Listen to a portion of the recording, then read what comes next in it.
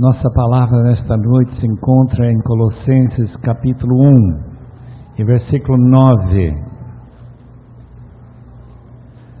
Se todos trouxeram suas Bíblias, talvez notarão uma pequena diferença nas palavras. Espero que não seja muito diferente no sentido, porque as versões são criadas por diferentes motivos. A versão internacional foi idealizada, é a versão que mais vende na língua inglesa. Foi idealizada há quase 50 anos atrás para criar uma versão fácil de entender e muito certo na sua compreensão do original.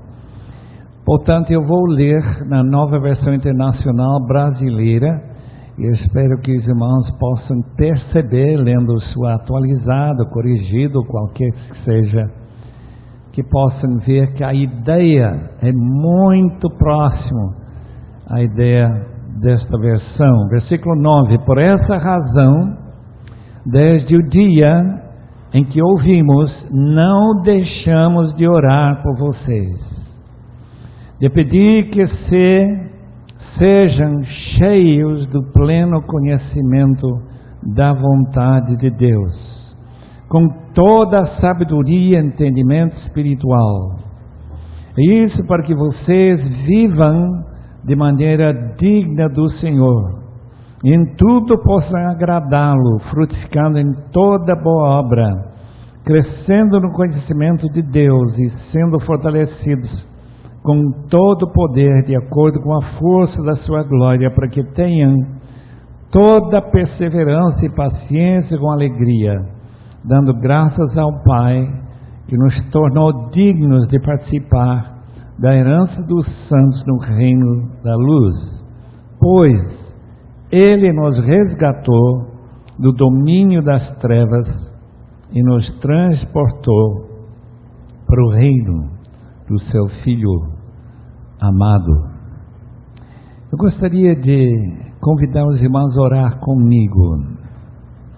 Eu não quero orar sozinho, eu quero orar com os irmãos. A maneira que a igreja primitiva entendeu orar junto com quem está liderando a oração era dizer o amém. Era uma maneira de dizer: eu concordo, é isso que eu estou pedindo também. Se isso for o caso, se os irmãos realmente concordarem e quiserem aquilo que eu estou pedindo, então, por favor, orem comigo. Se não concordarem, claro, é melhor ficar quietos e não orar ao contrário. Isso seria um desastre para todo mundo. Então vamos orar pedindo que Deus derrame uma bênção especial sobre o seu coração, meu irmão. Se esta palavra encontrar um localzinho no seu coração para ser semente que brote e produza fruto para a glória eterna de nosso Deus. Senhor amado, estamos aqui diante de um texto cheio de possibilidades, necessitando ser explicada, aplicada. E quem é suficiente para essa tarefa não sou eu, mas nós te pedimos, pelo poder do Espírito Santo, que tu faças com que este trecho, esta oração de Paulo, seja uma oração respondida nos corações de muitos dos teus filhos e filhas, para que futuramente, Senhor, esta igreja se torne ainda mais uma igreja segundo o teu coração do que ela é hoje. Muito obrigada pela resposta, Senhor, em nome de Jesus. Amém. Não é necessário ensinar uma criança recém-nascida a respirar. é automático esse buscar os pulmõezinhos desse bebezinho, o oxigênio necessário para manter a vida. E oração corresponde ao oxigênio da sua vida espiritual. Quem se alimenta com a palavra, claro, precisa de alimento, mas precisa mais do que isso. Todos nós precisamos de oxigênio, de ar. E como nosso ar precisa ser recebida e expelida constantemente, a palavra de Deus manda orar sem cessar. Eu creio que isso significa que nós estamos constantemente em atitude de oração. Mesmo que não estejam de joelhos, mesmo não estejam fazendo algum pedido, mas adorando e vivendo na gloriosa presença do Senhor, que prometeu estar sempre conosco até o fim do século. Esta oração foi registrada pelo apóstolo Paulo através de uma carta escrita para a igreja pequenina de Colossos. A razão que ele registrou, escreveu esta oração, é para que os irmãos de Colossos, ao lerem esta oração, eles também busquem os mesmos presentes da parte de Deus que Paulo fazia longe naquela prisão, provavelmente em Roma, e Colossos lá no interior da Ásia, de Turquia hoje. Oração, meus irmãos, tem uma tendência de descambar para ser uma reza. O budista passa uma rodinha onde ele tem suas orações. A Igreja Católica tem suas rezas, repetições, seu terço. Mas a palavra de Deus não recomenda nunca rezar. Recomenda orar, fazendo aquela distinção básica e fundamental, em que a gente está comunicando com Deus vivo, Deus pessoal, Deus que está nos vendo, o Deus que está vivendo em nós, se de fato somos lugar onde o Espírito Santo recebe acolhimento. Portanto, devemos notar com muito cuidado a importância desta oração. Oração, meus irmãos, é feita por causa da necessidade. Oxigênio essencial à vida, oração essencial à vida cristã. Pessoas que não oram, como aquele rapaz que trabalhou comigo nos Grandes Lagos, em 1953, que era seminarista, ele com certo orgulho diz: eu não oro. Eu fiquei um pouco escandalizado, um pouco chocado, perguntei: mas por que o senhor não ora? Bem, eu não oro, ele não explicou muito bem porque não orava, mas ele dizia que em vez de orar, ele meditava. Isto, ele passava pensamentos por uma mente meio oca, mas não chegava a ter coragem de chegar para Deus e fazer um pedido. Agora, quando uma pessoa está em apuros, quando tem uma criança que está à beira da morte, quando a gente está enfrentando uma pressão muito grande financeira, a gente tem uma tendência a orar mesmo não sendo crente. Todos nós somos adeptos até certo ponto da teologia da prosperidade, que quer dizer que você pede quando precisa. Só que esta oração não é um pedido dessa natureza. Nesta oração, o apóstolo Paulo não está pedindo que as autoridades romanas soltem ele da prisão, para que ele possa continuar suas viagens e pregações e plantação de igrejas. Ele nem menciona esse desejo, que deve ter sido muito forte no seu coração. Ele não fala de que ele não tem dinheiro para comprar alimentos. As prisões romanas não forneciam nada para os seus presos. O apóstolo Paulo só pede uma coisa, só faz um pedido. Vamos notarem, marcarem, sublinharem muito bem esse pedido.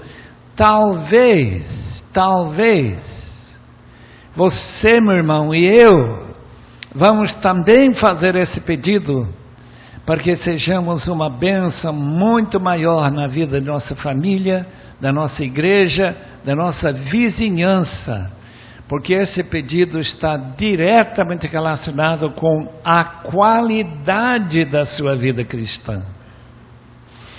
O pedido de Paulo, para que os irmãos de Colossos transbordem, fiquem cheios, até o copo não poder conter mais nenhuma gota do conhecimento da plena vontade de Deus para as suas vidas.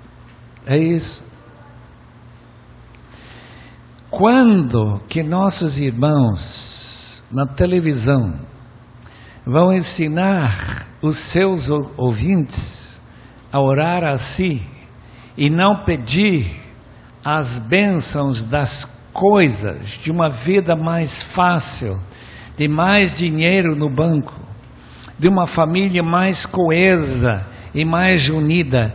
Quando que nós vamos começar a orar como o apóstolo orou? Somente, queridos irmãos, quando depois de pedir esta oração, Deus responda a essa oração e sua vida tome um salto daquele nível baixo em que Deus não é de jeito nenhum central na sua vida, nem o que Ele quer ter importância nem incomparável à importância do que o chefe tem, o seu professor da escola tem. Paulo está repetindo de uma outra forma o que Jesus ensinou a seus discípulos. Venha o teu reino, ou reinado, seja feito tua vontade na terra como no céu, e que essa vontade seja conhecida e feita, obedecida. Porque na minha opinião, eu acho que a Bíblia sustentaria esta opinião, não há nada tão importante na sua vida como a vontade plena de Deus por você e para mim. Por isso que Paulo pede isso e não pede mais nada. Estou pedindo, desde que nós ouvimos do amor que eles têm pelos santos, a fé que eles tinham, estou pedindo para que vocês fiquem cheios do pleno conhecimento da vontade de Deus. Por que não um pedido um pouco mais radical do que isso? Por exemplo, por que Paulo não pede que os irmãos de Colossos estejam mais dispostos a fazer a vontade de Deus e não apenas conhecê-la? Por que ele não está dizendo que haja um acontecimento, por exemplo, um terremoto, um tsunami, em que a gente é forçado a fazer a vontade de Deus, mesmo que não queira? E a razão bem clara é que se você tem Jesus como Senhor da sua vida, se você ama a Deus acima de todas as coisas, saber o que Ele quer se torna a coisa mais importante na sua vida. Nós temos aqui talvez meia dúzia de moças apaixonadas por um rapaz. É uma experiência realmente doentia, porque quando uma pessoa entra naquele estágio que muitos de nós já passamos, de certo modo, graças a Deus, a gente não importa o preço. Se essa pessoa é a pessoa mais importante na sua vida, meu amado irmão, se eu souber o que Ele quer, eu vou fazer o que Ele quer, custa o que custar. E Paulo está imaginando que aqueles irmãos que amam tanto uns aos outros, que estão cheios dessa fé nova, recém-convertida, chamada o primeiro amor, se eles estão com sua visão clara como será esse futuro revelado, então eles com certeza amam ao Senhor tanto que, uma vez sabendo a sua vontade, não desejariam outra coisa tanto como essa vontade. Meus irmãos, há dois tipos de crentes. Os crentes que chegam a Deus pedindo que Ele faça a vontade deles. Eles ficam muito decepcionados com Deus, como diz Filipenses no seu livro, né? Decepcionado com Deus. Eu pedi a Deus, eu tinha várias coisas que eu queria que Ele fizesse, não fez nenhum deles. Nem sei se eu vou continuar sendo crente. E tem outro tipo de crente, como aquele casal, João e Betty Stam, S-T-A-M, tios do meu companheiro de quarto durante um dia na faculdade, um ano na faculdade. Eles receberam um convite para adentrar na China e dar sua vida para pregar o Evangelho para os chineses que nunca tiveram oportunidade de ouvir o Evangelho. E a Betty, sendo mulher, e as mulheres têm uma intuição que algo de ruim ia acontecer na China, teve que lutar para poder acompanhar o seu marido João como missionário mais de 60 anos atrás para a China interior. Na sua oração de entrega, ela disse mais ou menos as seguintes palavras: Senhor, eu me rendo a Ti, custe o que custar, me leva onde Você quer me levar, me dá condições de vida que Tu queres, não aquilo que eu quero,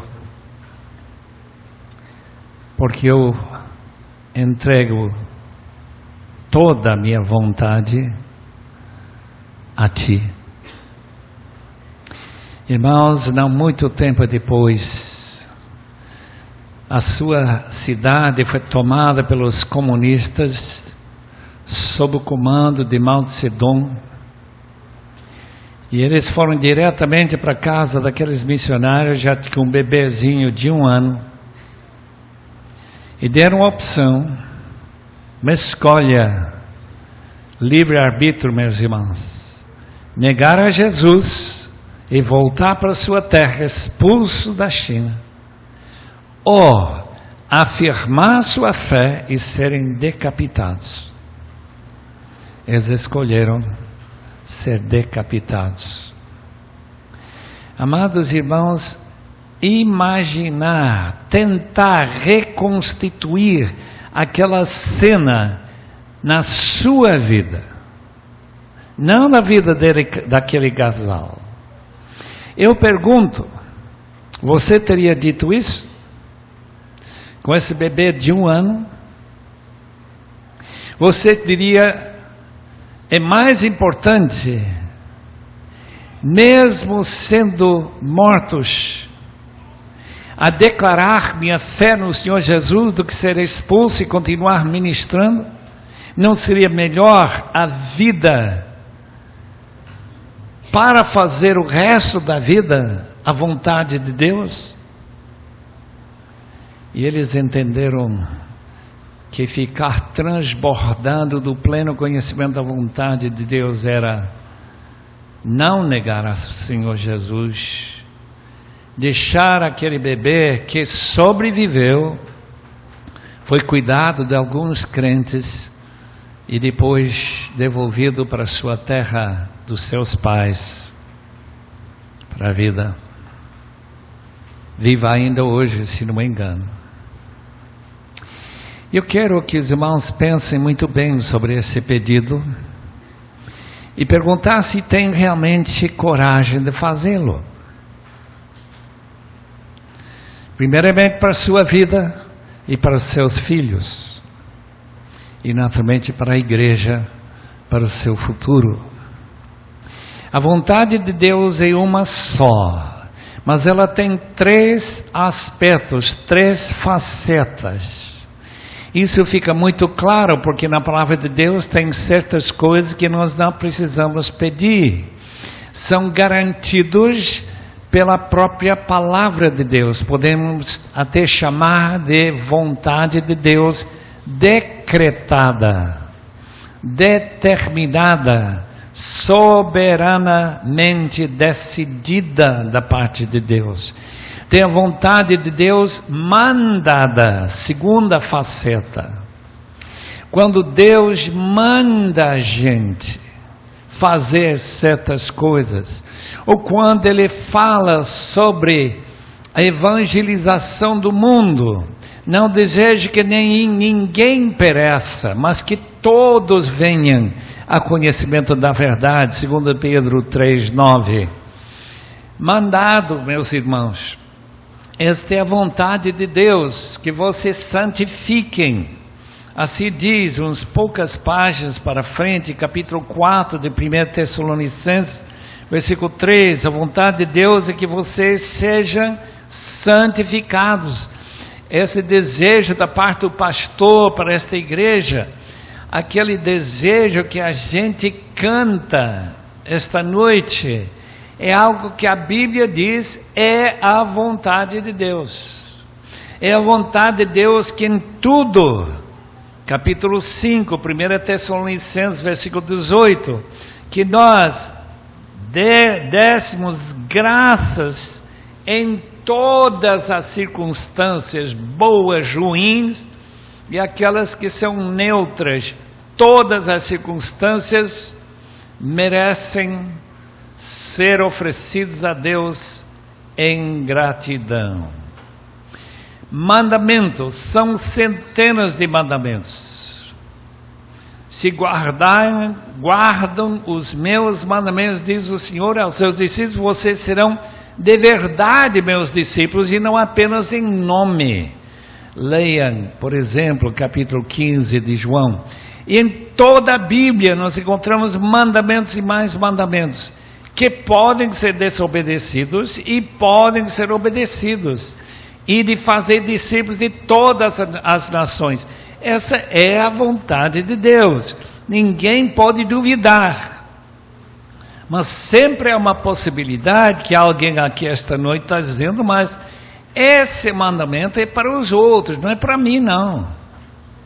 Eu estou tão bem aqui no Brasil, parece que é a vontade de Deus que eu não saia dessa terra. O problema é que tem 10 mil outros crentes dizendo a mesma coisa. E apenas um deles, só um, diz, eu acredito que Deus quer que eu vá e leve esse evangelho aos campos brancos para a seara, onde o evangelho ainda não foi pregado. Portanto, amados irmãos, esta área, esta faixa do meio, qual é a vontade de Deus para a sua vida? Que vocês fiquem cheios do conhecimento dessa vontade. E especialmente a faceta número 3. Primeiro, decretada a vontade, determinada. Segunda, mandada na palavra de Deus. Todos os mandamentos caem dentro dessa faceta. E a terceira, qual é a vontade de Deus particular para cada vida. Todos nós somos diferentes, todos temos diferentes dons, diferentes talentos, temos diferentes oportunidades, diferentes habilidades. Um tem 5 talentos, ou tem 2, ou tem 1, mas ninguém falta. Ninguém pode dizer, eu não tenho talento nenhum, portanto, a vontade de Deus nessa terceira faceta nunca pode me atingir. Eu escapo sempre. Você não escapa, meu irmão. A vontade de Deus particular, de certo modo, é aquilo que mais interessa o apóstolo Paulo. Tal como ele recebeu ordens específicas de sair com Barnabé, naquela primeira equipe missionária da igreja de Antioquia, a possibilidade que Deus tenha pessoas aqui esta noite que estão insatisfeitos com sua decisão de ser advogado, um médico, ganhar bem, viver tranquilo o resto da sua vida, mas perder uma bênção muito maior servindo a Deus num campo difícil, um campo em que prisões que Paulo teve que passar e finalmente ser decapitado. Qualquer que seja esse futuro que Deus tem para você, se você ficar cheio do conhecimento da sua vontade, esse futuro é glorioso, porque é o futuro que Deus escolheu e não você. A Betty Stam teve que chegar a essa conclusão, que a vontade de Deus para a minha vida é mais agradável, mais gostosa, mais cheia de prazer do que eu escolher qualquer escolha que eu fizer. Eu estou vendo muitos jovens aqui esta noite, graças a Deus pela igreja brasileira com tantos jovens. Mas é um perigo de ser jovem no Brasil. O grande perigo, queridos irmãos, é de sonhar com esta ideia brasileira,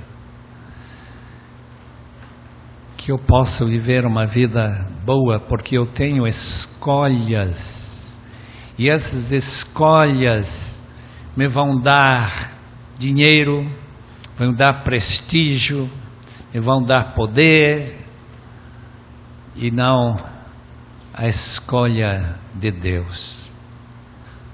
Como eu ficaria grato se nesta noite Deus, na sua maravilhosa graça, colocar no coração uma semente de insatisfação com a chamada vida boa brasileira. Arroz, feijão, bife, essa vida tranquila, essa vida gostosa, que não tem guerra, não tem bombas caindo, não tem tsunami, tudo gostoso, muita comunhão, assistir à igreja, dar meu dízimozinho e graças a Deus vou para o céu, não tenho mais nada que eu preciso. A oração de Paulo é tão diferente, irmãos. Estou orando para que vocês transbordem do pleno conhecimento da sua vontade. Para quê? Para que vivam, diz versículo 10, de maneira digna do Senhor. Viver de uma maneira digna é justamente o que todo pai quer para o seu filho. Eu não quero um filho envolvido com drogas. Eu não quero um filho na prisão. Eu não quero um filho que matou alguém. Ninguém aqui quer isso. E Deus também não quer. E quer filhos que o honram pela sua maneira de viver. Filhos que ele tem prazer de dizer para o arcanjo Gabriel, está vendo esse rapaz aí? Esse é meu filho. E o anjo diz, olha, ele é fora de série mesmo. Fora de série. Para viver de modo digno do Senhor. E mais uma coisa, sempre agradando a Deus, sempre agradando. Deus tem sorrisos. Ele sorri para algumas pessoas e para outros, obviamente, tem cara fechada. E a razão que ele está sorrindo para a sua vida, que irmão, porque você está fazendo o que ele quer. Eu vejo meus netinhos quando estão desobedecendo, e eu vejo como está o pai, não está sorrindo não. Nem a mãe deles, nossa filha. É algo sério viver fora da vontade de Deus e fazer o que você quer em vez de aquilo que Ele quer. Frutificando, Paulo vai amontoando uma ideia em cima do outro, viver dignamente do Senhor, pleno agrado dele, frutificando em toda boa obra, todo tipo de ministério. Conhece uma igreja aqui no Brasil, 60 ministérios. Isso requer gente, muita gente. Graças a Deus que tem pessoas suficientemente dedicados a dar seu precioso tempo livre depois de voltar do trabalho ou nos sábados, fim de semana, para fazer a vontade de Deus, frutificando em toda boa obra e crescendo naquilo que é fundamental, crescendo no conhecimento de Deus. Quanto tempo o amado irmão, irmã, é crente? Quanto tempo? 5 anos? Seu conhecimento de Deus, então, deve ser de uma criança que tem 5 anos. Mas você tem 10 anos de conhecer o Senhor. Seu conhecimento deve ser pelo menos 2 vezes mais do que aquele que tem só 5. E quem tem 20, 30, deve ter uma intimidade com Deus que é bem acima da média. É isso que Paulo diz. Na medida que nós fazemos a vontade de Deus, na medida que nós nos preocupamos em buscar em primeiro lugar o seu reino, o resultado é crescer no conhecimento do Senhor. E ser uma pessoa que tem uma intimidade com Ele, como um casal que acaba de perder o seu marido. E falando com aquela mulher viúva, ela disse para mim que ela não vive sozinha. É como se Ele estivesse a seu lado o tempo todo, mesmo que ele já morreu mais de 1 ano atrás. Não é um relacionamento doentio, é simplesmente que ela está pensando como que Ele queria que eu vivesse. É isso que eu estou vivendo, porque nós vivemos numa união tão perfeita de casal, crescendo no conhecimento de Deus. Eu tenho que terminar, porque aqui o relógio não parou. Deveria ter parado, e a gente podia ter falado bem mais. Mas eu quero terminar só lembrando os irmãos uma coisa.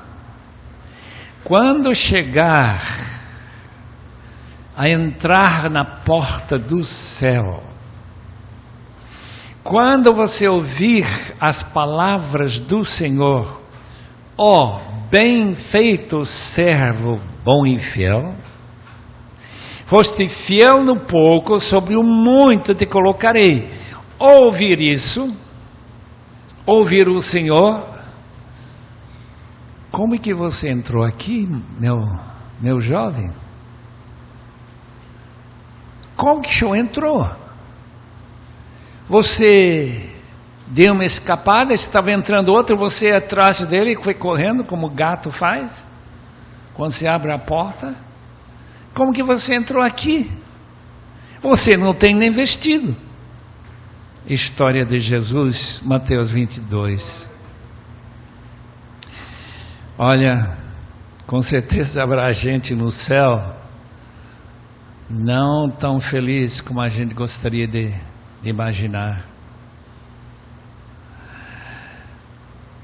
Nós achamos que o céu é um lugar maravilhoso, mas é só maravilhoso para aqueles que buscam a vontade de Deus e não estranham um lugar onde tudo que se faz é sempre a vontade de Deus. Nós temos esta vida para aprender a buscar em primeiro lugar não a minha vontade, mas a tua. Essas são as pessoas que vão ser felizes eternamente na presença de Deus. Vamos orar. Deus, ser misericordioso para conosco. Tantas e tantas vezes temos rogado a Ti o que nós queremos e não aquilo que Tu queres. Oh Deus, para esta igreja, para estes jovens tão preciosos aos Teus olhos, oh Deus, convence eles, mostre para eles a realidade, que a vontade de Deus é muito melhor do que a vontade própria. E qualquer que seja o custo humano, físico, talvez até o próprio martírio, como aquele casal João Beristão, qualquer que seja o custo, que eles terão uma alegria eterna por ter decidido de ficar